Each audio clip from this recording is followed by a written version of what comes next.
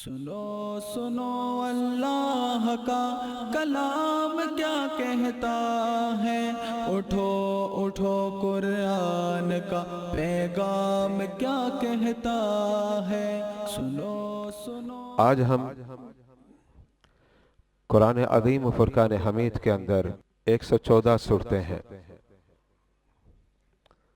114 صورتوں میں جو ترتیب ہے اس کے اعتبار سے 18ویں صورت جس کا نام ہے سورہ کہف، اس کی تفسیر کا آغاز کر رہے ہیں، اور آج کے درس میں بنیادی طور پر 3 باتیں اب حضرات کے سامنے پیش کروں گا۔ ایک بات تو یہ ہے کہ سورہ کہف کی فضیلت کیا ہے، اس حوالے سے میں نے 4 احادیث مبارکہ کا انتخاب کیا ہے۔ دوسری بات، سورہ کہف کا مختصر تعارف، اور پھر آخر میں سورہ کہف کی ابتدائی 3 آیتوں کا تفسیری اور خلاصتی ترجمہ یہ پیش کروں گا۔ یہ میرے درس کے آج کا مختصر لب لباب اور خلاصہ ہے۔ جب آپ سورہ کہف کی تلاوت کرنے کا ارادہ کرتے ہیں تو آپ دیکھیں سورہ کہف کی پیشانی پر، ماتھے پر یہ الفاظ لکھے ہوتے ہیں جو اسکرین پر موجود ہیں: سورۃ الکہف مکیۃ، جس کا مطلب یہ ہوا یہ سورہ مبارکہ جناب رحمت عالم علیہ السلام کے مکی دور میں نازل ہوئی، یعنی جب آپ نے ہجرت نہیں فرمائی تھی، ہجرت سے قبل یہ سورہ مبارکہ نازل ہوئی۔ اس سورہ مبارکہ میں 12 رکوع ہیں، 110 آیات، 1577 کلمے، 6360 حروف ہیں۔ اب میں آپ کے سامنے سورہ کہف کے فضائل پیش کروں گا، اور ابھی میں نے کہا کہ 4 حدیثیں آپ کے سامنے مجھے پیش کرنی ہے۔ سب سے پہلی حدیث مبارکہ، نبی کریم علیہ السلام نے ارشاد فرمایا: جس شخص نے جمعے کی رات سورہ کہف کی تلاوت کی، اس کے اور بیت اللہ کے درمیان نور کی روشنی ہو جائے گی۔ یہ حدیث مبارکہ آپ نوٹ کریں اسکرین پر، سنن دارمی حدیث نمبر ہے 3407۔ اس حدیث مبارکہ میں شب جمعہ کے اندر سورہ کہف پڑھنے کی فضیلت ہے۔ بنیادی طور پر اگر آپ حدیثوں کا مطالعہ کریں تو رات کی فضیلت پر بھی حدیثیں ہیں اور دن کی فضیلت پر بھی حدیثیں ہیں۔ ویسے بھی ہمارا یہ نظریہ ہے اور ایمان ہے، ہفتے میں 7 دن ہے، اور 7 دنوں میں سب سے افضل دن جو ہے جمعہ ہے، اسی لئے جمعے کو کہا جاتا ہے سید الایام، بلکہ ایک روایت تو یہ بھی آتی ہے الجمعۃ عید المؤمنین، جمعہ مسلمانوں کے لئے عید ہے۔ یہی الحمدللہ جمعے کے دن جب آتا ہے تو ہمارے لوگوں کے اندر وہ زیادہ شوق اور ذوق ابھرتا ہے۔ یہ رب کا فضل ہے، رب کا ہم پر کرم ہے۔ تو یہ حدیث مبارکہ میں رات کے متعلق اللہ کے حبیب علیہ السلام نے ذکر کیا۔ اس کا مطلب یہ ہوا اب آپ کی مرضی پر ڈیپینڈ کرتا ہے کہ آپ رات کو پڑھیں یا دن میں پڑھیں، یہ رات کی فضیلت ہے۔ اگلی حدیث مبارکہ، حدیث نمبر 2، یہ حدیث مبارکہ المستدرک للحاکم کے اندر ہے، جلد دوم صفحہ نمبر 399۔ سید عالم علیہ السلام نے ارشاد فرمایا، اب یہ دن کی فضیلت، جس نے جمعے کے دن سورہ کہف کی تلاوت کی، یعنی اول تا آخر مکمل سورہ کہف کو پڑھا. فرمایا یہ جمعہ اور دوسرا جمعہ، دونوں جمعوں کے درمیان اللہ تعالیٰ اس کے لیے نور کو روشن فرما دیتا، یعنی اندھیرے چھٹ جاتے، اجالے آ جاتے. ظاہر بات ہے اندھیرا کسی کو پسند نہیں، اجالا ہی پسند ہے. اندھیرا تو اسی وقت پسند ہے جب ہم سوئیں، اور جب جاگتے ہیں تو پھر اجالا چاہیے. جیسے ابھی بھی اجالا ہے، لیکن جب سونے کا ارادہ کرتے تو پھر ہم کیا سوچتے ہیں کہ چلو اب جو ہے نا اندھیرا ہو جائے. پتا چلا اللہ نے روشنی کو جو ہے نا فضیلت دی ہے، تو فرمایا نور اللہ تعالی روشن فرما دیتا ہے. یہ دوسری حدیث مبارکہ. اب میں آپ کے سامنے تیسری حدیث مبارکہ پیش کر رہا ہوں. اللہ کے حبیب علیہ الصلوۃ والسلام نے ارشاد فرمایا جس نے جمعے کے دن سورہ کہف کی تلاوت کی، اس کے قدموں کے نیچے سے لے کر آسمان تک اللہ تعالی نور کو پیدا کر دے گا. اور پھر آگے فرمایا یہ نور کیا کرے گا؟ یہ نور قیامت کے دن اسے روشنی دے گا. یعنی دنیا میں نور پیدا کرے گا اور قیامت کے دن بھی اس کا ہمیں بینیفٹ ملے گا، فائدہ ملے گا. اور پھر آخری الفاظ آپ دیکھ لیں، یہ عربی میں نے لکھے، اس کا ترجمہ نہیں لکھا. وَغُفِرَ لَهُ مَا بَيْنَ الْجُمْعَتَيْنِ. نبی نے فرمایا اگر دو جمعوں میں پڑھا نا تو دونوں جمعوں کے درمیان جتنے گناہ کیے اللہ بخش دے گا. یہ سورہ کہف کی فضیلت. آخری حدیث مبارکہ، کیونکہ میں نے آپ کے سامنے یہ بات کہی تھی کہ 4 حدیثیں میں پیش کروں گا، تو یہ آخری حدیث مبارکہ. نبی کریم علیہ الصلوۃ والسلام نے ارشاد فرمایا جو سورہ کہف کی ابتدائی 10 آیتوں کو یاد کر لے اللہ اسے دجال کے فتنے سے بچائے گا. اور دجال کا فتنہ بہت بڑا فتنہ ہے، اور کہتے ہیں ساری دنیا میں سیر کرے گا لیکن مکے اور مدینے کی حدود میں داخل نہیں ہوگا. جب داخل ہونے کی کوشش کرے گا اللہ نے اس کے کناروں پر فرشتوں کو مقرر کیا، ماریں گے اسے، باٹھے بھاگ یہاں سے. تو مکہ بھی محفوظ رہے گا اور مدینہ بھی محفوظ رہے گا. لیکن اس کے علاوہ اس کا رعب ہوگا پوری دنیا میں. اور دجال کے حامی کون ہوگے پتہ؟ فوج کون ہوگی؟ یہودی اس کی فوج ہوگی، اور وہ اس کی تیاری کر رہے ہیں اور لگے ہوئے کہتے ہیں بس اب دجال آنے والا ہے. تو دجال ہمارے لیے نقصان دہ ہوگا اور یہودی اسے اپنا امام مانیں گے، اور یہ فوج ہوگی دجال کی. اللہ ہمیں دجال کے شر سے بچائے. نبی نے ایک مرتبہ نہیں، میں حدیثوں کا مطالعہ کرتا ہوں، متعدد حدیث سے ملتی ہیں. اللہ رب کی بارگاہ میں اللہ کے حبیب رب کی بارگاہ میں دعا کرتے ہیں اے مولا مجھے دجال کے فتنوں سے بچا. یہ ہماری تعلیم کے لیے نبی جو التجا کر رہے ہیں. تو جو شخص سورہ کہف کی ابتدائی 10 آیات کی تلاوت اور اسے یاد کر لے تو وہ دجال کے فتنوں سے بچے گا. کوئی مشکل کام نہیں، آسان ہے. 10 آیتیں یاد کرنے. ابھی پورے قرآن کے یاد کرنے کی بات میں نہیں کر رہا، لیکن کر لیں تو سبحان اللہ بہت بڑی بات ہے. حافظ قرآن کی بڑی شان ہوتی ہے کہ اسے اول تا آخر قرآن یاد ہے. سورہ کہف کا جو مرکزی خیال ہے، یعنی جس پر بہت زیادہ توجہ دی گئی ہے، میں وہ آپ کے سامنے پیش کرتا ہوں. اہل کتاب جو ہے نا، ان کے پاس چند سوالات ہیں اور انہیں اپنی اس بات پر تسلی تھی کہ ان سوالات کے جوابات مسلمانوں کے نبی نہیں دے سکتے. اس کی وجہ کیا تھی؟ اس کی وجہ یہ تھی کہ وہ یہ سمجھ رہے تھے کہ مسلمانوں کے جو نبی ہے نا ہمارے نزدیک نبی نہیں ہے، معاذ اللہ. یہ ان کا نظریہ ہے، یہ نبی نہیں. یہودی بھی نہیں مانتے تھے، عیسائی بھی نہیں مانتے، یہ دونوں اہل کتاب کہلاتے ہیں. اور ظاہری بات ہے اہل کتاب ہونے کے اعتبار سے ایک بات ہم تینوں کے اندر کامن ہے، وہ بات یہ ہم بھی اہل کتاب ہیں. یعنی مطلب ہے کہ آسمانی کتاب کو مانتے ہیں، عیسائی بھی مانتے، یہودی بھی مانتے. یہ تینوں کے درمیان کامن ہے.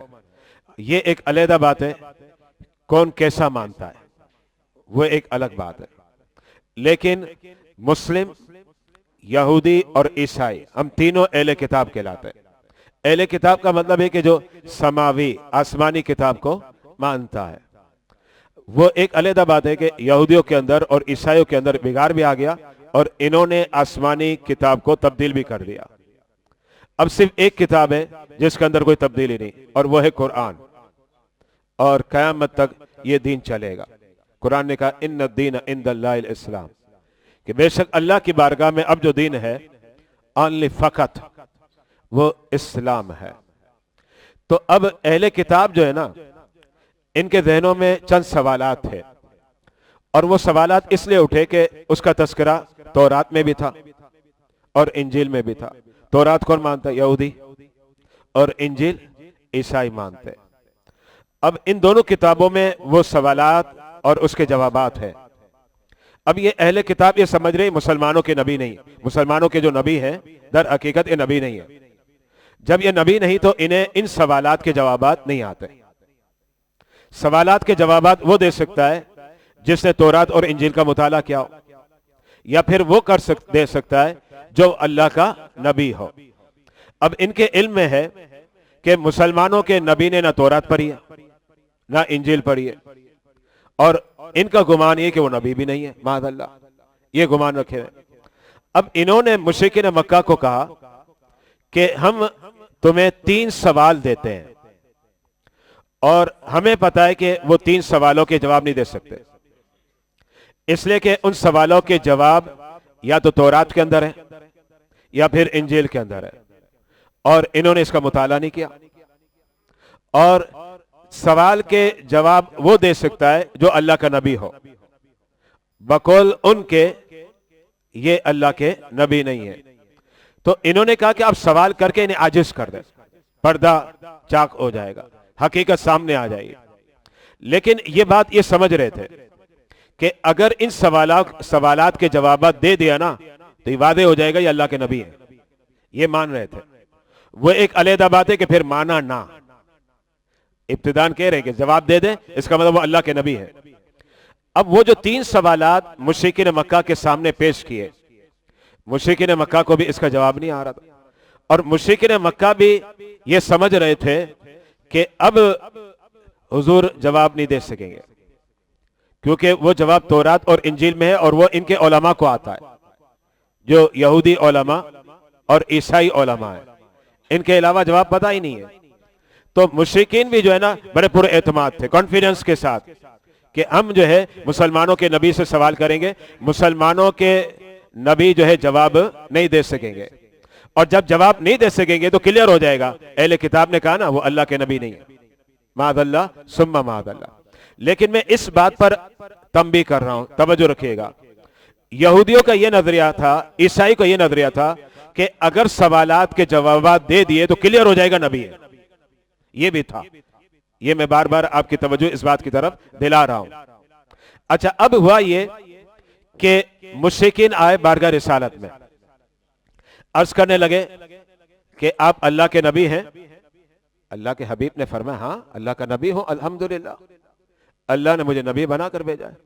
ہم آپ سے 3 سوالات کرنا چاہ رہے ہیں، اگر آپ ان 3 سوالات کے جوابات دے دیں گے تو کلیئر ہو جائے گا آپ اللہ کے نبی ہیں، مان لیا جائے گا۔ کیونکہ یہودیوں نے اور عیسائیوں نے یہی پٹی پڑھائی تھی مشرکین مکہ کو۔ اللہ کے حبیب علیہ الصلوۃ والسلام نے ارشاد فرمایا کرو سوال، میں دوں گا جواب۔ اس میں پہلا سوال کیا تھا؟ پہلا سوال یہ تھا کہ آپ اصحاب کہف کے متعلق بتائیں۔ کہف کہتے غار کو، اسی بنا پر اس سورت کا نام سورہ کہف ہے۔ اس میں غار والوں کا واقعہ ہے، اور وہ اصحاب کہف جو تھے نا کرسچن تھے، عیسائی، یہ بات ذہن میں رکھے گا، یہ ان کا واقعہ۔ لیکن یہ وہ کرسچن تھے، یہ وہ نصرانی تھے جو اہل حق تھے۔ میں آج کل کے کرسچن اور عیسائیوں کی بات نہیں کر رہا، یہ اہل باطل ہے جو در حقیقت اپنے مذہب پر بھی قائم نہیں ہے۔ لیکن وہ اللہ کے ولی تھے، اصحاب کہف، اور اس کا تذکرہ تفصیل کے ساتھ آئے گا اس سورت میں، انشاءاللہ اگلے دروس میں پیش کروں گا۔ آج تو خالی خلاصہ آپ کے سامنے پیش کر رہا ہوں. تو اصحاب کہف کے بارے میں سوال کیا, یہ پہلا سوال ہے. اب دوسرا سوال یہ ہے کہ موسیٰ علیہ السلام کو جب علم و حکمت کو حاصل کرنا تھا تو آپ نے کس کے ساتھ سفر کیا, اور وہ سفر کیا تھا؟ تو آپ نے حضرت خضر کے ساتھ سفر کیا, اور اس کا تفصیلی واقعہ ہے جو سورہ کہف کے اندر مذکور ہے. یہ دوسرا سوال تھا. تیسرا سوال ایک حاکم کے متعلق تھا جو بڑے متقی پرہیزگار حاکم تھے, اور وہ حضرت سیدنا سکندر ذوالقرنین ہے. اور یہ ایسا حاکم تھا کہ اگر آپ ہسٹری پڑھیں, تاریخ پڑھیں, دنیا کے اندر صرف 4 بادشاہ گزرے جنہوں نے ساری زمین پر حکومت کی ہے. ورنہ ظاہری بات ہے حاکم تو بہت گزرے نا, لیکن مختصر ٹکڑا ہوتا ہے. جیسے دیکھیں پاکستان کا حاکم الگ ہے, ہندوستان کا الگ ہے, سعودی کا الگ ہے. نہیں, ایسے حاکم کی میں بات کر رہا ہوں کہ جہاں تک زمین جا رہی ہے, شرق سے غرب اور شمال سے جنوب, ایک ہی حاکم, only one king, کہ ایک ہی حاکم اور سارا وہ چلا. وہ ٹوٹل 4 بادشاہ ہیں, ان میں 2 غیر مسلم اور 2 مسلم ہیں. غیر مسلم ایک تو نمرود تھا, نمرود نے ساری زمین پر حکومت کی, جو حضرت ابراہیم علیہ السلام کے مقابلے پر آیا, اور ابراہیم علیہ السلام نے ڈٹ کر اس کا مقابلہ کیا, اور اللہ نے ابراہیم علیہ السلام کو کامیاب اور کامران فرمایا. وہ مر گیا. اچھا, پھر اس کے بعد وقت نصر, یہ بھی ظالم تھا, یہ بھی گیا, صفحہ ہستی سے مٹ گیا. یہ وہ 2 بدبخت ہیں, لعین اور مردود, جو شرق سے غرب اور شمال سے جنوب تک سب جگہ پر ان کی حکومت تھی, کنٹرول تھا. اب آ جائے مسلمانوں میں ایک تو اللہ کے نبی ہے حضرت سیدنا سلیمان علیہ السلام. اور یاد رکھیے گا, حضرت سلیمان علیہ السلام جو تبلیغ فرماتے تھے وہ تورات کی کرتے تھے. بنی اسرائیل کے جو بھی علماء, جو بھی انبیاء گزرے ہیں, وہ تورات کی تبلیغ کرتے رہے, جس میں حضرت سلیمان علیہ السلام ہے, اور بھی انبیاء کرام ہیں جو تورات کی تبلیغ کرتے تھے. تو حضرت سیدنا سلیمان علیہ السلام کو اللہ نے حکومت دی ساری زمین کی, شرق سے غرب, شمال سے جنوب, سب پر آپ کا کنٹرول تھا. یعنی آپ کے دور میں اب کوئی اور حاکم نہیں تھا. اور ایک نام جو آتا ہے وہ ایک بڑی معزز شخصیت ہے, اور وہ ہیں حضرت سیدنا سکندر ذوالقرنین. عادل بادشاہ تھے, سچے بادشاہ تھے, اور شرق سے غرب, شمال سے جنوب, ساری زمین پر ان کا کنٹرول تھا, یہ حکومت کر رہے تھے. اب یہ 3 سوال ہو گئے, اور ان تینوں سوالوں کو مشرکین مکہ نے نبی کی بارگاہ میں پیش کیا.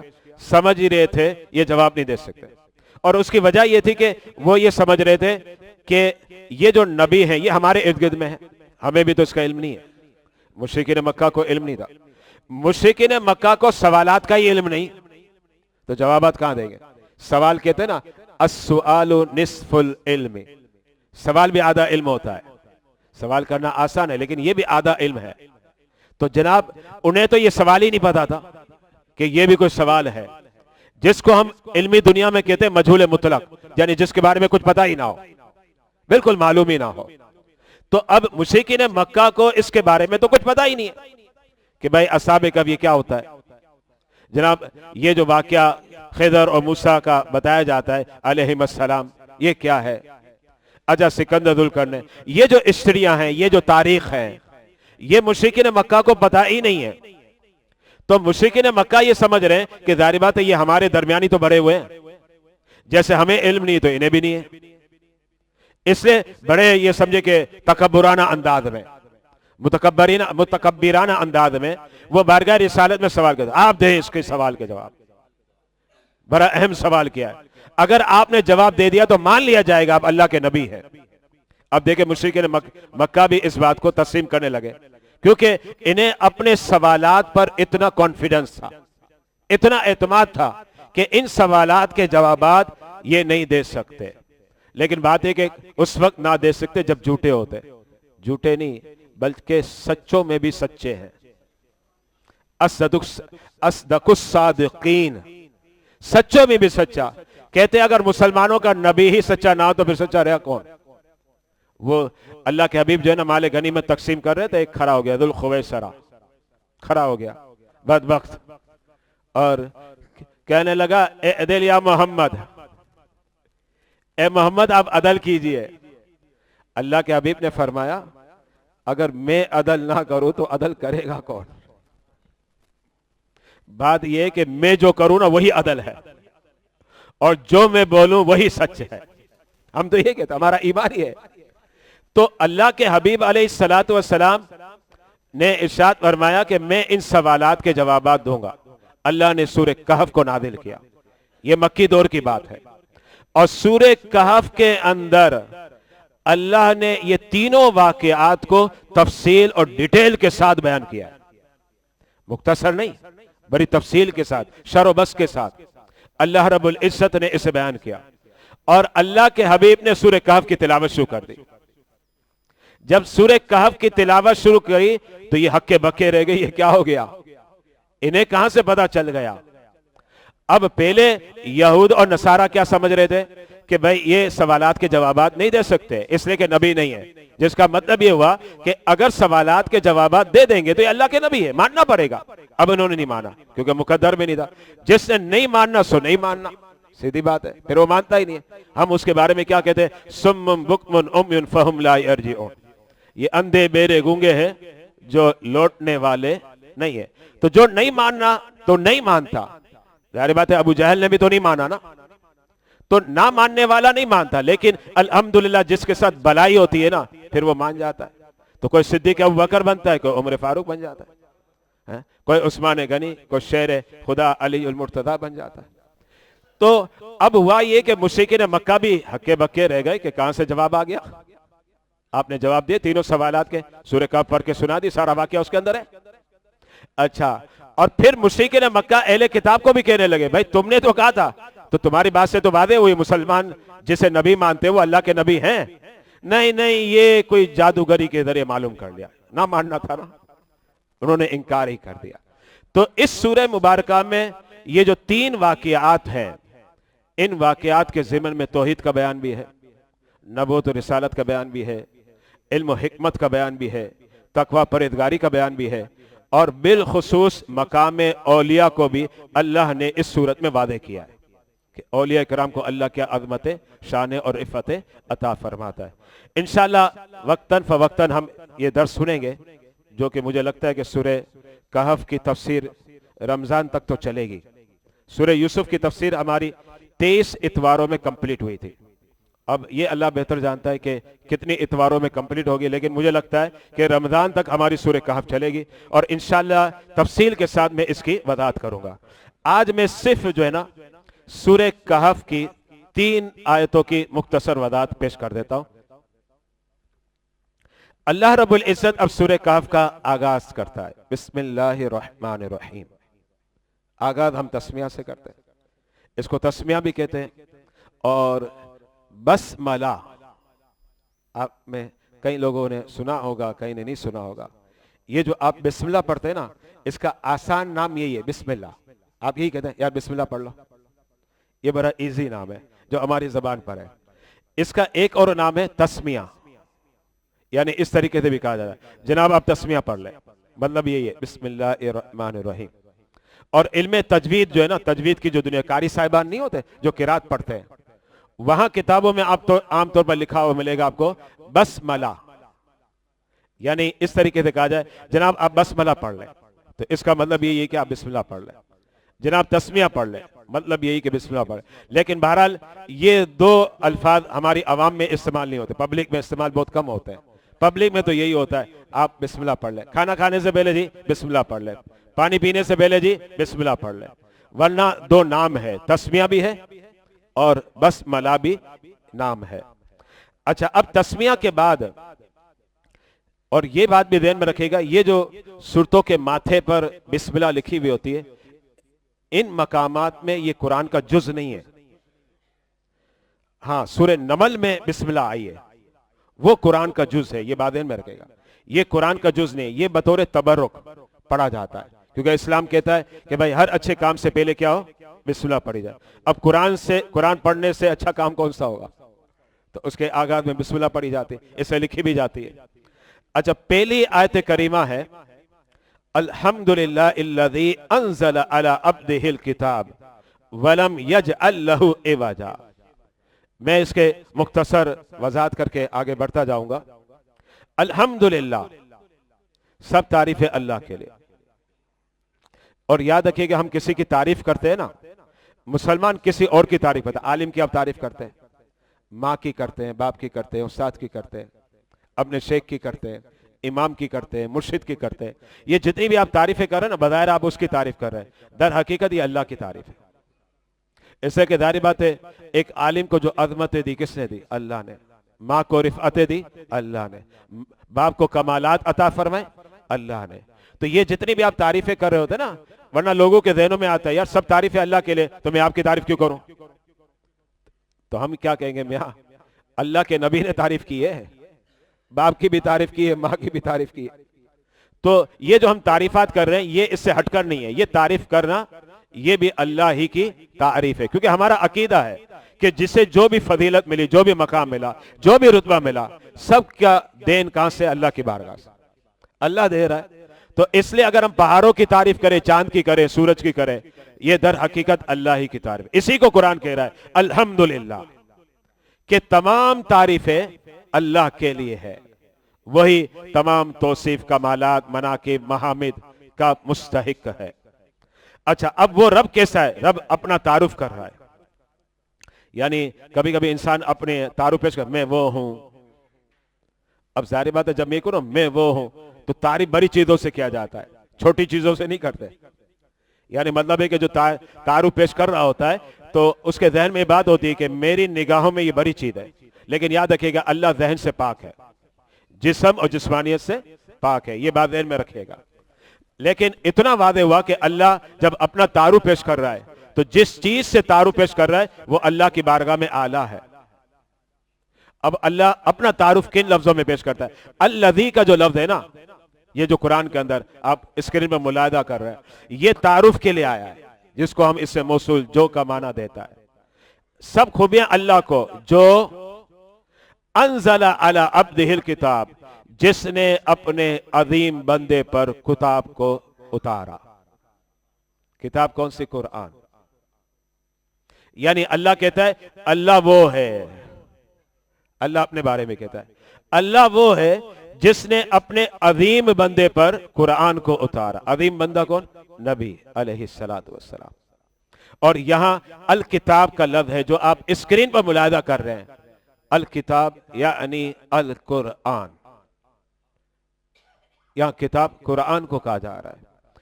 اور پھر اللہ نے قرآن کا تعارف پیش کر دیا. قرآن کا تعارف اس آیت میں بھی ہے, اگلی آیت میں بھی ہے. اب قرآن کا تعارف کس انداز میں؟ رب کہتا ہے وَلَمْ يَجْعَلْ لَهُ عِوَجًا, یہ قرآن, یہ کتاب ایسی ہے اس کے اندر کوئی ٹیڑھا پن نہیں ہے. آپ کو لفظوں میں کوئی کمی نظر نہیں آئے گی, معنی میں کوئی نقص نظر نہیں آئے گا, اس میں آپ کو اختلاف نظر نہیں آئے گا, اس کے اندر آپ کو کوئی تناقض اور تعارض نظر نہیں آئے گا, کیونکہ قرآن کہتا ہے وَلَمْ يَجْعَلْ لَهُ عِوَجًا, اس کے اندر کوئی ٹیڑھا پن نہیں. یہ بالکل سیدھا راستہ ہے, صراط مستقیم, بالکل سیدھا راستہ. یہ آیت نمبر پہلی. اب آیت نمبر دوسری, قَيِّمًا لِيُنذِرَ بَأْسًا شَدِيدًا مِّن لَّدُنْهُ وَيُبَشِّرَ الْمُؤْمِنِينَ الَّذِينَ يَعْمَلُونَ الصَّالِحَاتِ أَنَّ لَهُمْ أَجْرًا حَسَنًا.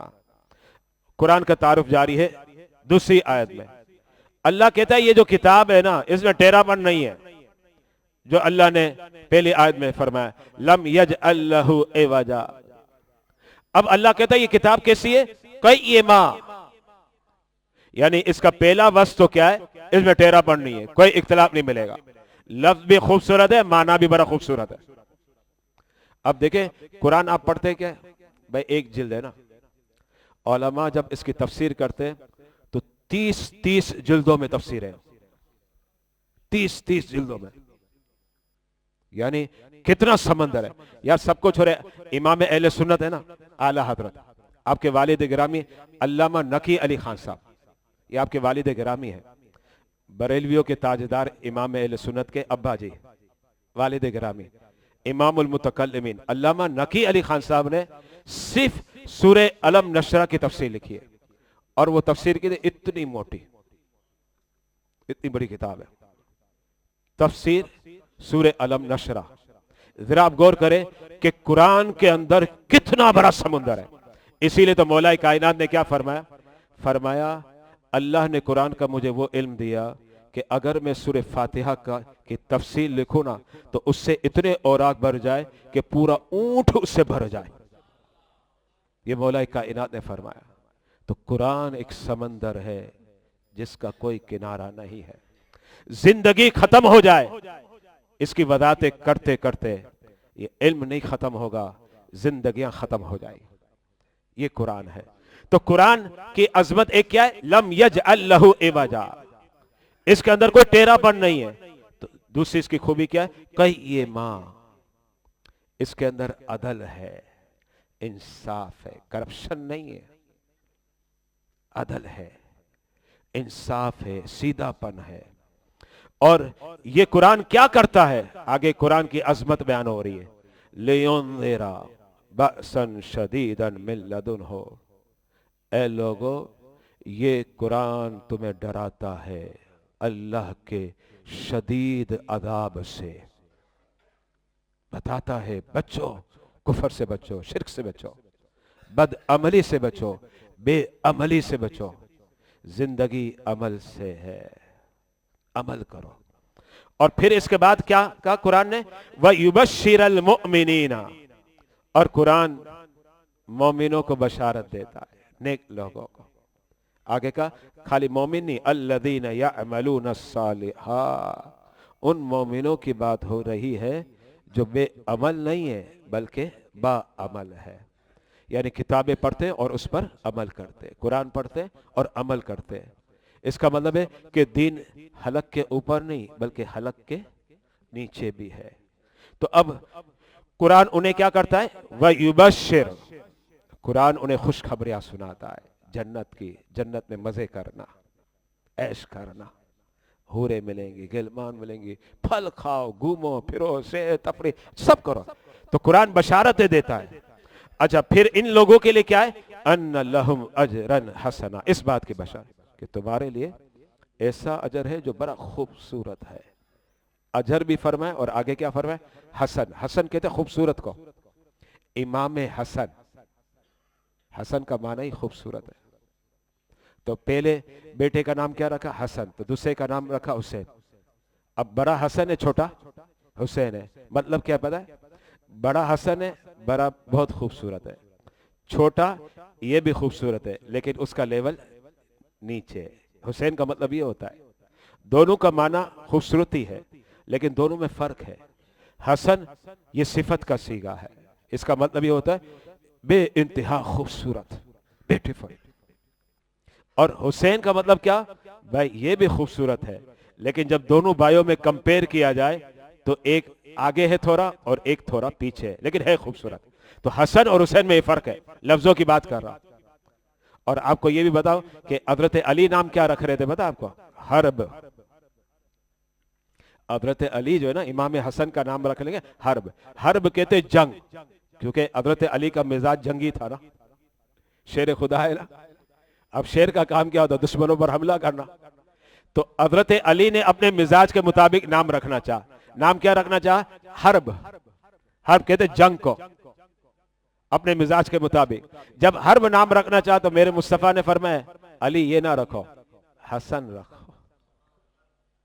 اس لیے حسن حسین اس لیے رکھا کہ ایک طرف میرے مصطفیٰ کو دیکھو، ایک طرف حسن حسین کو دیکھو۔ اس لیے فرمایا شبیہ مصطفیٰ دیکھنی ہے تو حسن حسین کو دیکھ لو۔ تو قرآن کیا کہہ رہا ہے؟ ان لہم اجرا حسنا، کہ یہ جو متقی پرہیزگار ہوں گے ان کے لیے اجر کیا ہوگا؟ حسن ہوگا، خوبصورت اجر ہوگا۔